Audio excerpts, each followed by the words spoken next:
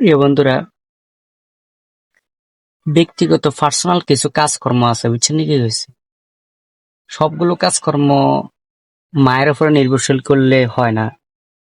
যেমন মনে করেন, এই যে আমি জামা কাপড় গুলো সার্ফ এক্সেল দিছি, কারণ এগুলো 5-6 দিন ব্যবহার করা হয়েছে। এখন এগুলো পরিষ্কার করার জন্য সার্ফ এক্সেল দিছি। এই যে এখন ধুইতে যাবো। আমরা অনেকে কি করি, আমাদের মায়েদের উপরে আমাদের ব্যক্তিগত যে জামা কাপড় ধৌত করা, এটা কিন্তু নির্ভরশীল হই।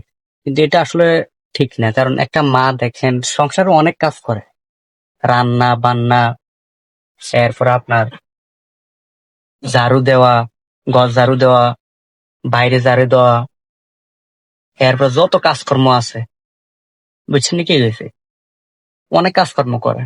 ঠিক আছে? তো এই কারণে একটু নিজের ব্যক্তিগত যে জামা কাপড় ধৌত করা, এটা কিন্তু বুঝছেন কি হয়েছে, মনে করেন নিজের দায়িত্বে নিজে নিয়ে নিবে।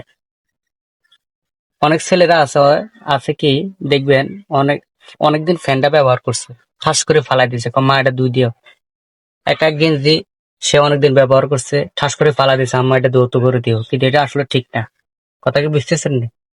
তো সুতরাং এই জামা কাপড় ধৌত করা, পরিষ্কার করা, এটা আসলে নিজে ব্যক্তিগত ভাবে করার জন্য চেষ্টা করবেন, এই আর কি।